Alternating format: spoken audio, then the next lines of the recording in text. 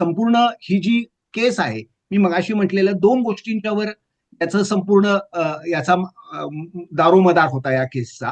एक होती ती सर्कमस्टॅन्शियल एव्हिडन्स, हा सगळा प्रत्यक्षदर्शी त्याच्यामध्ये कॉन्स्पिरसी करताना किंवा अक्षरशः गोळ्या मारताना देखील त्यांच्याकडे आय विटनेस असा कोणी नव्हता, जे कळंबोलीला त्यांच्यावर फायरिंग झालं मयत व्यक्तींच्यावर.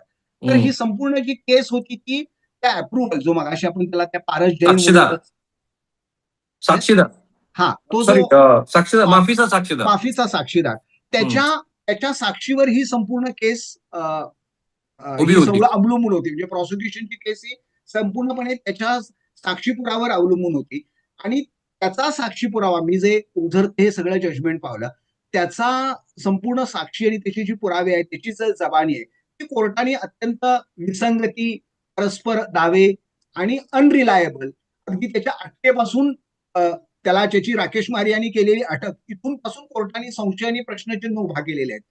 त्यामुळं कोर्टाचं असं म्हणणं आहे की एकदा त्याचा एव्हिडन्स काढला की बाकीचा जो काही प्रॉसिक्युशन एव्हिडन्स या प्रकरणामध्ये कोर्टासमोर ठेवला, तो अत्यंत त्रोटक आणि अत्यंत अनरिलायबल आहे की ज्याच्यात 302 सारख्या प्रकरणामध्ये शिक्षा द्यावी. त्यामुळे कोर्टानं अभियोग पक्षाचा साक्षी पुरावा वजा माफीच्या साक्षीदाराचा पुरावा इक्वल टू 0 असं साधारण प्रमेय किंवा असं गृहीतक मांडलेलं आहे. आता हे पूर्ण जजमेंट तुम्ही वाचलंय, तो हा जो माफीचा साक्षीदार आहे, राईट, याच्या साक्षी मधल्या ज्या विसंगती तुम्हाला लक्षात आल्या, ज्या जजमेंटमध्ये मेन्शन केलेल्या, जेवढ्या तुम्हाला आता आठवत आहेत तेवढ्या मला सांगा. अगदी राकेश मारे यांनी त्याला केलेल्या अटकेपासून. Yes yes. हा पारसमल ताराचंद बदेला. आता याच्या जजमेंटकडे जाण्याच्या अगोदर राहुलने एका गंभीर विषयाकडे तुमचं लक्ष वेधू इच्छितो. त्या एकूण प्रकरणाने पोलीस यंत्रणा कशा पद्धतीने तपास करते आहे, ती अशा हाय प्रोफाईल केसेसमध्ये म्हणजे त्या पवन निंबाळकरांच्या मुलांनी ते सुप्रीम कोर्ट पर्यंत नेलं, अदरवाईज देखील ते कन्सिस्टंटली ते फॉलो करत होते असं माध्यमाच्या बातम्यांच्यावरून दिसतं. ह्या प्रकरणामध्ये जर पोलीस इतक्या लिथार्जिकपणे, हे जबाबदारीने बोलतो राहुल मी, इतक्या लिथार्जिकपणे जर तपास करत असतील, अशा प्रकारचे एव्हिडन्स आणत असतील, तर मग कायद्याचं राज्य आणि ते कायद्याच्या राज्याचे हे रक्षक, हे सगळं आपल्याला एका सामान्य नागरिकांना हे अत्यंत गंभीर आणि अत्यंत चिंतनशील होणारच आहे. मी काही गोष्टींच्याकडे राहुल, या प्रकरणाचा न्याय निर्णय काय असाल तो जाऊ दे, पण असं असतं की पोलिसांनी तपास काय केला, हे मला एक कायद्याचा विद्यार्थी म्हणून ते जास्त महत्वाचं आहे. एखाद्या वेळेला मी जसं मगाशी म्हटलो, एखादे न्यायाधीश अत्यंत चांगला पुरावा येऊन देखील काहीतरी एखादा तांत्रिक मुद्दा काढून त्याच्यात निर्दोष करणारे माझे काही म्हणजे मी पाहिलेले आहेत. त्यामुळे मी दरवेळेला पोलिसांच्या तपासाला मी एकाच ब्रशनी बघून असं नाही, पण अशा प्रकरणामध्ये अशा पद्धतीचा तपास तुम्हाला काही, मी यातली मला उदाहरणं सांगा की तुम्हाला या प्रकरणात पोलिसांचा तपास कसा. मला ते मगाशी मी तेच जेव्हा वाचत होतो त्याच हे थोडस मला पाठीमागे जावं लागेल. हा, हरकत नाही. येस. प्रेक्षकांच्या हे लक्षात येत असेल की सन्माननीय न्यायाधीश भाटे सर हे प्रत्येक गोष्ट तांत्रिक दृष्ट्या कायद्याच्या चौकटीतनं, आणि एक न्यायाधीश म्हणून त्यांनी जे डायसवरून बघितलं. Go ahead sir. Page number, para number 150च्या आसपास. हा, सो इथं असं दिसतंय की पेज नंबर 305 ज्याच्याबद्दल राहुल, पेज नंबर तुम्ही साधारण 150च्या अगोदर थोडेफार जावा, म्हणजे आपल्याला ह्यातलं गांभीर्य आणि ज्या पद्धतीनं तपास झालेला आहे आणि हा अप्रुव्हर जो निवडला, म्हणजे न्याय प्रक्रियेला अप्रुव्हर ही संकल्पना मान्य नाही का आहे. काही वेळेला थेट साक्षी पुरावे मिळत नाही, त्यामुळे अप्रुव्हर करावा लागतो ही वस्तुस्थिती आहे. पण ते कुणाला करावं आणि कशा पद्धतीनं त्याला कोर्टासमोर सादर करावं, त्याचं काही तारतम्य पोलीस, आणि मी केवळ पोलीस म्हणत नाहीत, त्याचे जे सरकारी वकील असतात त्यांचीही तितकी जबाबदारी असते.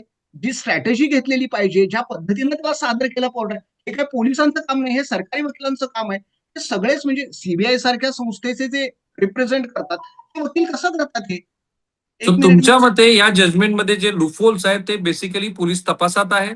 मला तरी सकृत दर्शनी मी जे म्हणजे मी पाहिलं त्याच्यामध्ये अप्रुव्हरचा जो एव्हिडन्स आहे तो कोर्टाने कोणत्याही मुद्द्यावर त्याला त्यांनी रिलायबल समजलं नाही. ओके राहुल, माफीच्या साक्षीदाराच्या बाबतीत दोन बेसिक लिगल प्रिन्सिपल काय असतात. तो तो कोर्टाला विश्वसनीय वाटला पाहिजे. अर्थात कोर्टाला हे काही सब्जेक्टिव्ह नाहीये की तो का झाला, त्याला अटक कशा पद्धतीनं झाली, त्याचा क्राईम मधला रोल काय आहे, त्याची बॅकग्राऊंड काय आहे, तो या प्रकरणामध्ये कसा गुंतला गेलेला, असा बघून त्याच्यातला जो कमी समाजाच्या दृष्टीने घातक असतो की त्याचा अनवधानाने प्रवेश हा संपूर्ण गुन्ह्यात झालेला असतो, त्याला एक साधारण पोलीस यंत्रणेने घ्यायचं असतं की हा अनवधानाने झालेला आहे. आयुष्यात व्यक्ती काही वेळेला चुकून जाते, चुकीच्या व्यक्तीच्या संपर्कात येते आणि काही चूक होत असते, मूलतः ती व्यक्ती चांगली नसते. आणि दुसरं एक न्यायिक तत्व हे माफीच्या साक्षीदारांच्या बाबतीत असं आहे की त्यानं म्हणजे त्याची क्रेडिटिबिलिटी आणि त्याने दिलेले साक्षी पुराव्याला काही कोरोबरेशन मिळतं का, त्याला काही म्हणजे सपोर्टिव्ह डॉक्युमेंट, सपोर्टिव्ह एव्हिडन्स मिळतं का, या दोन प्रिन्सिपलवर त्याचे साक्षी पुरावे बघायचे असतात. हे बघत असताना ह्या दोन्ही मुद्द्यावर ह्याची बॅकग्राऊंड बघा, ह्या पारस जैनची, आणि म्हणजे हा कसा पोलीस यंत्रणेने याला केला, म्हणजे अगदी पेज नंबर 130 वरती तुम्ही जो हा. मुद्दा मांडताय तोच आहे. हा. Appreciation of evidence of approver, 130 page number. हा. The law on appreciation of evidence of an approver is settled. Yes. An approver is an accomplice. He is a participant crimes. Yes. When he agrees to be an approver and testify against other accused, he becomes a prosecution witness. Yes. The evidence of an accomplice, therefore, requires to be accepted with a great deal of caution and scrutiny because, आता पुढे सांगा sir. Yes. Page number 131. Yes. न्यायालय म्हणते की याच्याबद्दल पूर्णपणे अतिशय काळजी घेऊन अप्रूव्हर बद्दल म्हणजे जो माफीचा, कारण तो he is also part of a crime, right. त्याच्यामुळे त्याच्याबद्दल आम्हाला अतिशय बारकाईनं बघावं लागतो. पारसमल जैन बद्दल तो का न्यायालयाने मान्य नाही केला, पेज क्रमांक 131 वरती आहे, तिथून मग आपण पुढे जाऊया. पेज क्रमांक 131. He has a motive to shift guilt from himself. Number 2, he is an immoral person likely to commit perjury on occasion. And number 3, he hopes for pardon or has secured it and so favors the prosecution.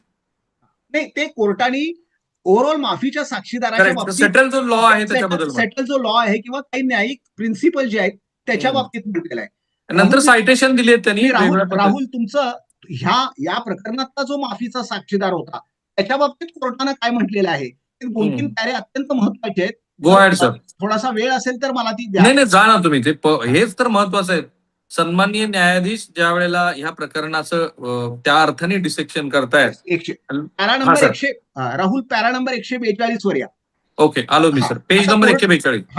Court काय म्हणतं बघा, the approver म्हणजे हा Paras Jain, the approver in this case is a intelligent and diplomatic personality. He has kept changing and shifting his stance since the very beginning of the investigation. To appreciate his evidence, it is necessary to take into consideration his occupation and habits.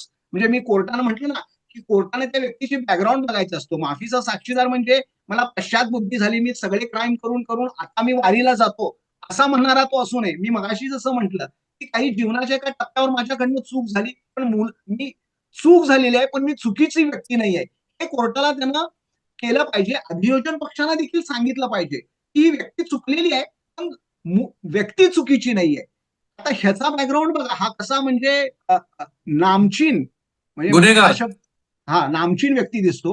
To appreciate his evidence it is necessary to take into consideration his occupation and habits.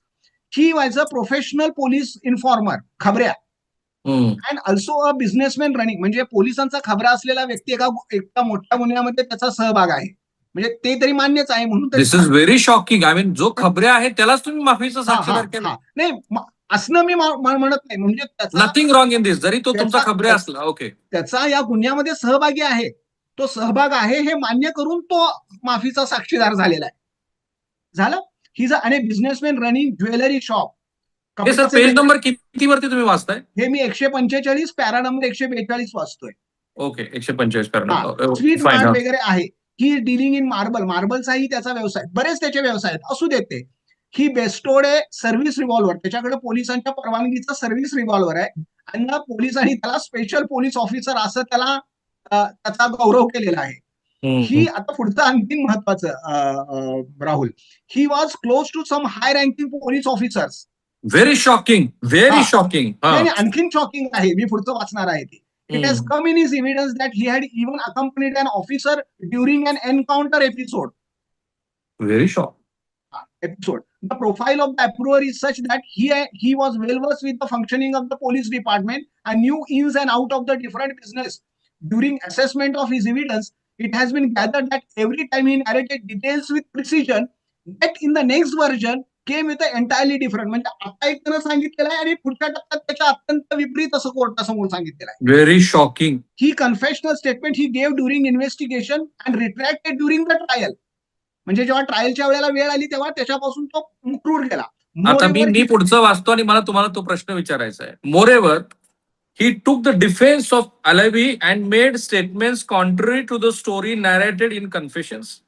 At the same time, he cross-examined all the witnesses in the case vigorously, taking the defense that confessional statements were procured by the prosecutions by putting him through duress, threat, promise and custodial torture. मला प्रश्न वेगळा विचारायचा तुम्हाला. नाव इथे असं दिसतं आहे की कोर्टाचा या माफीच्या साक्षीदारावरती अजिबात विश्वास नाही. अजिबात नाही. जो सेट लॉ आहे तो कोर्टाने आधीच सांगितला आहे विथ सायटेशन्स. राईट. आणि मग जर हे पोलिसांना माहिती आहे की सेट लॉ हा आहे, कारण हे काही पहिल्यांदा आलेले नाही, it's a very high profile case. एवढ्या हाय प्रोफाईल केसमध्ये तुम्ही एक अत्यंत बनावट साक्षीदार उभा करता. तो माझा तुम्हाला प्रश्न आहे, that's my question to you. तुम्हाला असं वाटतं का की ऍज अ एक्स जज म्हणून की इव्हन आता ते काय प्रॉसिक्युशन झालं आणि final judgment, do you see की याच्यामध्ये मुळात he was never been a part of a such a crime, he was never been a part of even that incidence, because he had a proximity with the police officers, आणि त्याचं जे काय असेल ते ह्याला एक खोटाच माणूस उभा केलाय पूर्णपणे, असं वाटतं तुम्हाला ऍज अ जज? आता मी त्याच्याकडे नंतर येणार होतो राहुल. नाही, पण हे फार महत्वाचं आहे, कारण तुम्ही जे त्याची तो कसा आला स्टोरी मध्ये सांगितलंय, त्याची एंट्री कशी झाली बघा. म्हणजे ह्या प्रॉसिक्युशनची कथा अशी आहे की हे जे 2 नंबरचे जे पद्मसिंह मंडाले जे होते ते काहीतरी डिस्टिलरी, त्या केरना फॅक्टरीची डिस्टिलरीचे ते सर्वा होते. त्यांच्याकडे हा काहीतरी तिथे एक एक्साइज ऑफिसर कोणीतरी मोहन शुक्ला, म्हणजे अक्यूज नंबर 3, हा मोहन शुक्ला हा तिथे एक्साइज ऑफिसर, तो भाग मागणारा तो होता. त्याला हा पारस जैन जाऊन भेटला आणि त्याला सांगितलं की मला एड्स हा रोग झालेला आहे, मला काही पैशांची गरज आहे. तर त्यांनी त्या मोहन शुक्लाने, जो एक सरकारी अधिकारी आहे, त्यानं त्याला मंडेलांच्याकडे नेलं आणि त्यावेळेला त्याला सांगण्यात आलं की तू अशा पद्धतीनं काम करून द्या मला, म्हणजे ह्या कथित म्हणजे आपण मंदाडेनी सांगितलं पारसबलला, पारस म्हणजे किंवा त्या शुक्ला थ्रू, म्हणजे ह्याची एंट्रीच अशी झालेली आहे. म्हणजे ह्या केसमध्ये असा आला, हा आहे ठाण्यामध्ये, बर हा शुक्लाकडे का गेला किंवा हा मंडळांच्याकडे का गेला, ह्याला एड्स झालेला आहे, त्याला 2 लाख रुपये हवेत, त्याच्यासाठी त्यानं, आणि पोलीस खबरी आहे हा व्यक्ती म्हणतो, त्यानं खुनाची सुपारी घेतली. Very shocking. All this false narrative, completely false narrative. कोर्टाने म्हटलं नाही, म्हणजे प्लांटेड विटनेस नाही. मी काय राहुल, मी पुढे जाऊन म्हणेन, एखाद्या जगातल्या सगळ्या गुन्ह्यांचा तपास पोलिसांनी केलाच पाहिजे आणि त्याचा असं काही गरज नाहीये. कित्येक जगामध्ये गुढ राहून जातात, अनरिझॉल्ड राहू शकतात. काही जसे उपचारांच्यावर काही डॉक्टरांच्याकडे काही रोगांचं निदान नसतं तसं. पण हे तुम्ही कायद्याचे रक्षक म्हणून करत असताना अशा हाय प्रोफाईल केसेसमध्ये अशा प्रकारचा, आणि sir give me single one sentence answer. पारसबल Jain is a planted evidence, तो साक्षीदार आहे असं तुम्हाला वाटतं? ह्याच्यावरून हे जे न्यायालयाच्या समोर जे आलेलं आहे, तसं म्हणायला काही, म्हणजे मी जर असतो त्या ठिकाणी म्हटलं असतं तर मी माझ्या जजमेंटमध्ये असं क्लिअर बोललो असतं की यस. तुमच्याच म्हणण्याला मी पुढे घेऊन जातो. मुद्दा क्रमांक 143, पान नंबर 146. Very interesting. पेज क्रमांक 146, मुद्दा क्रमांक 143. Interestingly, the prosecution had formerly objected the prayer of the tender of the pardon of the approver. Yes. Yet, at the close of the trial, when the statements of the all accused, including that of the approver, were recorded, the 3/13 CRPC, the idea of making the main accused as an approver in the case was prompted by the prosecution for no good reasons. This is unique case in which an accused has been made an approver after 13 years of the framing of the charges at the close of the trial. By that time, entire evidence of the prosecution had already been placed on record. Yes, This yes. is म्हणजे हा तर मूर्खपणा आहे. म्हणजे मी काही कायद्याचा मी फक्त वाचन करतो आणि तुमच्यासारख्या सन्माननीय व्यक्ती माझ्या अनेक जज मित्र पण आहेत जे सिटिंग जज आहेत. असं कधी घडतं का की 13 वर्षानंतर तुम्हाला अचानकपणे जो मुख्य आरोपी आहे त्यालाच तुम्ही एक साक्षीदार करता? हा, सो तुम्हाला राईट. सो आता मला सांगा की आपण आता पोलिसांच्या बाजूने विचार करू. असं होऊ शकतं का की पोलिसांना असं वाटलं की आपण जे जे काही गोळा केलेला आहे इट्स नॉट सफाईस. सो लेट अस सी की आपण त्यातली जी काही बेस्ट मधली बेस्ट गोष्ट करू शकतो. म्हणजे त्यांच्याही बाजूने जाऊन आपण विचार करू. पण आता इथे कोर्ट तर म्हणते की हे सगळं चुकीचं आहे तुमचं. हे कळू नये सीबीआय सारख्या प्रीमियर इन्स्टिट्यूटला. What is your take on this? नाही, कसं आहे की मी मगाशी जसं म्हटलं की प्रत्येक प्रकरणामध्ये सर्व साक्षी पुरावे येतात असं नाही. अशा प्रकारच्या जिथं प्रत्यक्षदर्शी विटनेस नाही आहे अशा प्रकरणामध्ये त्यांना अप्रुव्हरची मदत घेणं गरजेचं होतं का? हो, 100%. तुम्ही आणि मी जरी त्यांच्या ठिकाणी असतो तरी तेच केलं असतं. पण केल्यानंतर ह्याची एक प्रॉसिक्युशनची सुरुवातीपासूनची मी म्हणत होतो एक स्ट्रॅटेजी हवी होती ना तुमची, की बाबा आपल्याकडे त्याच्यात नीट विटनेस नाहीये, आपल्याकडे सर्कमस्टॅन्शियल एव्हिडन्स इतके पुरेसे नाहीयेत, तर ह्याला आतापासूनच आपण अप्रुव्हर करायचं आहे. कोर्टाने म्हणून त्याच्याकडे दाखवले की 13 वर्षानंतर त्याच्यासमोर पूर्ण अभियोग पक्षाचे साक्षी पुरावे आहेत. त्याच्या पुढच्या पॅरामध्ये कोर्टाने म्हटलेलं आहे आणि मग त्यातल्या त्रुटी तुम्ही ह्याला अप्रुव्हर करून त्या त्रुटी भरून काढणार का? त्यामुळे प्रॉसिक्युशन स्ट्रॅटेजी म्हणून मी निश्चित फेल झालेला आहे. म्हणजे काही वेळेला बोनाफाईडली देखील त्यांनी प्रयत्न केलेले असेल, पण बोनाफाईडनी केलं म्हणून उशिरा केलं हे काही कायद्यात उत्तर असू शकत नाही. त्याचं तुम्हाला सुरुवातीलाच त्याच्या बाबतीत प्रॉसिक्युशन करत असताना मी फक्त पुन्हा पोलिसांच्याच वर मी हे देणार नाही सगळा दोष. इक्वली प्रॉसिक्युटिंग पार्टीमध्ये सरकारी वकील जे येतात त्यांनी देखील त्यांची देखील किती जबाबदारी आहे की आलेला साक्षी पुरावा एका विशिष्ट पद्धतीनं कोर्टासमोर आणणं. त्यांचाही यात रोल आहे. त्यांनी हे पाहिलं पाहिजे की अशा प्रकारच्या केसमध्ये आपल्याकडे जर सफिशियंट आहे आणि याच्यात अप्रुव्हरची मदत घेणं गरजेचंच आहे तर पहिल्याच दिवशी तुम्ही अप्रुव्हर द्या ना, किंवा तो पहिल्याच तुमच्या स्ट्रॅटेजीचा भाग. Okay. So how do you see the role of Rakesh Maria? त्यांच्या बाबतीत कोर्टानं काय म्हटलंय ते सांगतो. म्हणजे मी म्हणण्यापेक्षा कोर्टाने काय म्हटलंय ते सांगतो मी. Go ahead sir. Yes yes. नाही निश्चित मी वाचून दाखवणार आहे ते. बघा, महाराष्ट्रातल्या प्रेक्षकांना सर शोधेपर्यंत मी तुम्हाला सांगतो की इतक्या तांत्रिक आणि सखोल विश्लेषण तेही एका न्यायाधीशाकडनं कुणी केलेलं नाही. हे फार गरजेचं होतं. कारण काय होतं की एखाद्या व्यवस्थेनं एखादा निवाडा दिला की त्या व्यवस्थेबद्दलच लोक प्रश्न विचारायला लागतात. पण आता इथे दिसतंय की 13 वर्षानंतर तुम्ही एक तुमचा माफीचा साक्षीदारानं उभा केलाय आणि त्या माफीच्या साक्षीदाराकडे पण पुरेशा गोष्टी नाहीये. त्याचं बॅकग्राऊंड संशयास्पद आहे. तो पोलिसांचा इन्फॉर्मर आहे आणि त्याला काहीतरी HIV झाला म्हणून तो कुठेतरी मदत मागायला गेला आणि तो 50,000 रुपयाची मदत मागतोय. त्याचं फायनान्शियल स्टेटस आणि त्याची एकूण स्थिती बघितली तर खूपच चांगली आहे. राईट. तो लाख 2 लाख म्हणजे एड्सच्या वर उपचार करणारे बहुसंख्य सरकारी रुग्णालय आहेत आणि 1,00,000-2,00,000 रुपये मागायला तो लातूरला जातो. मांडलेला जे कोण आहेत ते लातूरचे आहेत. मंदाडे. हा हा हा. आता राकेश मारे यांच्या तो पॅरा मी वाचून दाखवतो. Approver has furnished detailed particulars of the entire episode. Page number सांगा. मी I will be there. 149 149. Okay, sir. Go ahead, sir. The approver has furnished detailed particulars of the entire episode, including the manner in which he and the accused number Dinesh Tiwari were allegedly ill-treated and harassed by the officer of the crime branch and were ultimately shown arrested in a false arms case on 25/2/2009. He has narrated the circumstances of their wrongful confinement, illegal detention, and implication in fabricated robbery case, from which he was subsequently discharged pursuant to reports submitted under section so and so. He has also described role allegedly played by DCP Rakesh Maria, Rahul, in his arrest and illegal detention.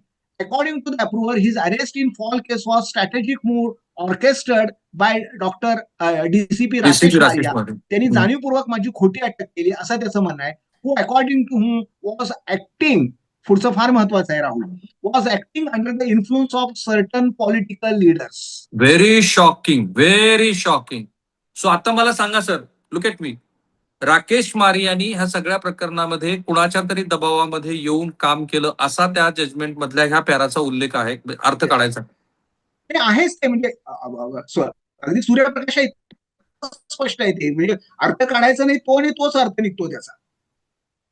काय धक्कादायक आहे सगळं. 370 पानाचं judgement वाचल्यानंतर आपल्या देशात काय चाललंय असाच प्रश्न पडावा अशी स्थिती.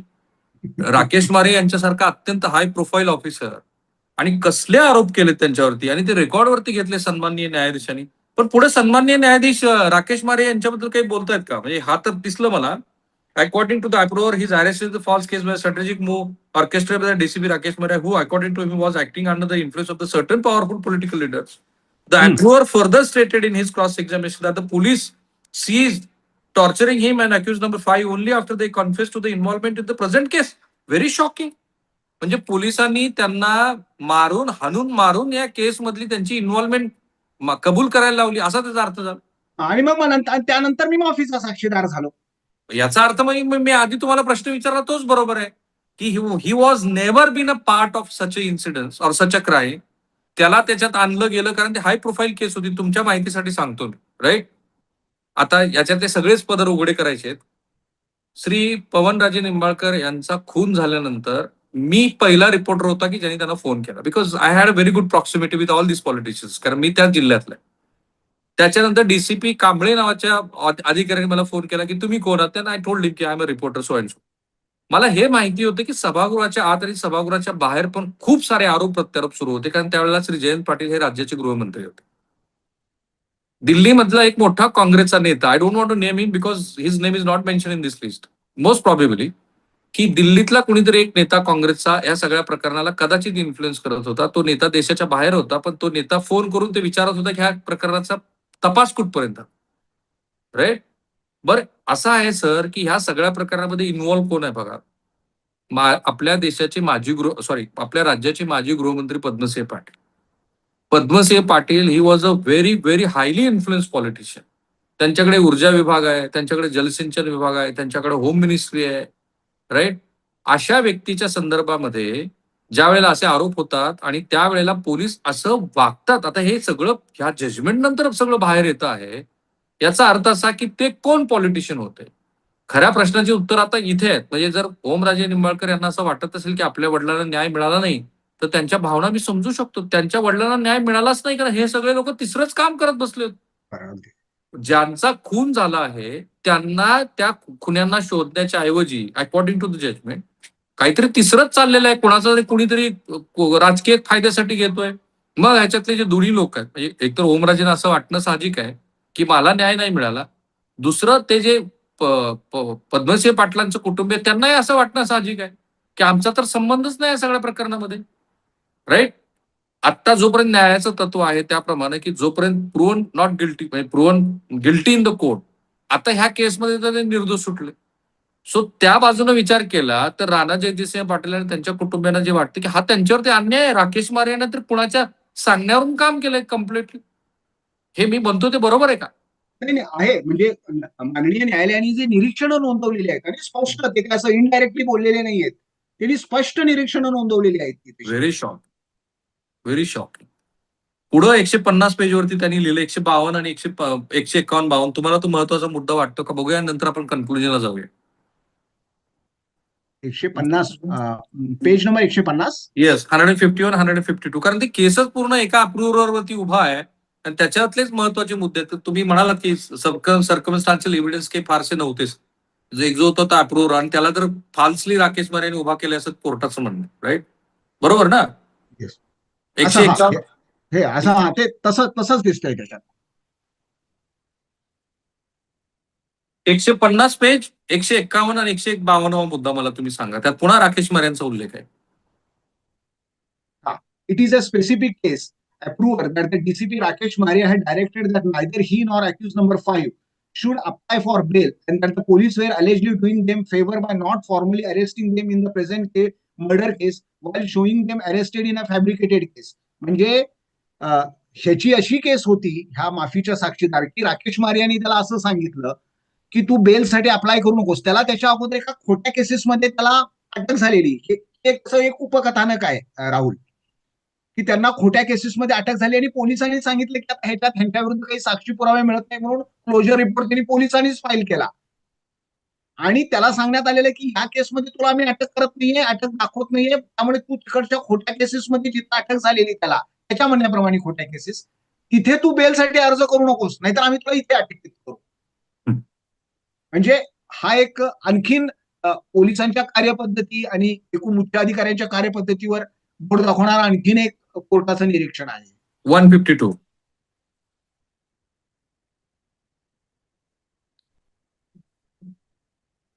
कारण इथे क्राईम ब्रँचचा उल्लेख आहे पुन्हा. Crime branch 150 page number 152 point. Yes. From the evidence discussed above, it emerges that No, sir. 150 page number 152 point. The particulars narrated by the approver in the cross examination have been not specifically refuted by the prosecution, although they have been not been positively endorsed either. म्हणजे ह्या ज्या अप्रुव्हरनी गोष्टी सांगितल्या आतापर्यंत आपण ज्या चर्चा केल्या त्याला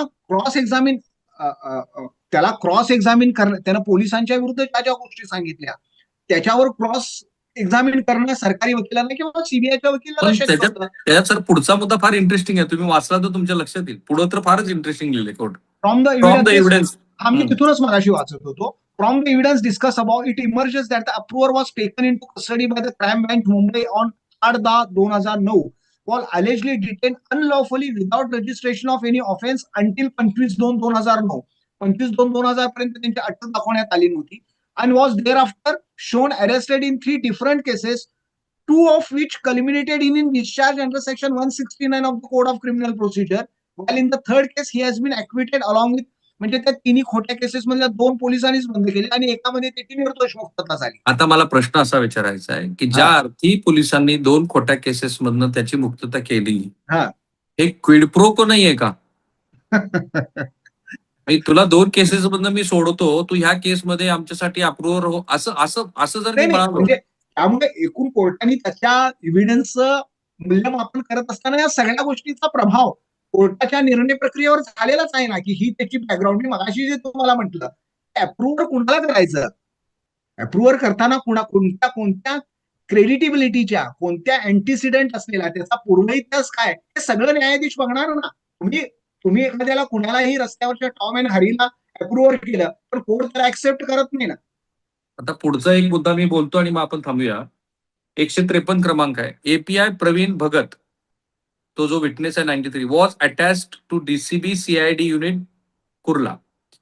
ही depose that on 25/2/2009 at about 4 PM he received information from API Vadwale that the approver was to receive a weapon illegally from the person arriving from the Uttar Pradesh at the Dharavi.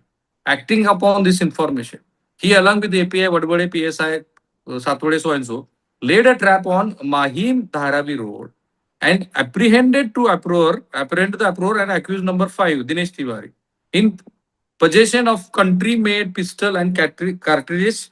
Consequently, crime register number so and so, according to him, disclosed made by the accuser. He made inquiry in the Colombo police station regarding the crime bench. The evidence of PI Praveen Bhagat is cryptic in nature. 154. The evidence of the PI Praveen Bhagat is cryptic in nature. He has not deposed about any disclosure allegedly made by the accused regarding the present offense while in police custody during the cross exam. मला मुद्दा एवढाच म्हणायचा आहे की याच्यामध्ये जे जे काही तपास करणारे अधिकारी होते प्रत्येकावरती कोर्टाने प्रश्नचिन्ह उपस्थित केले. वास्तविकता प्रवीण भगत यांनी त्याला पकडलं असं म्हणतात.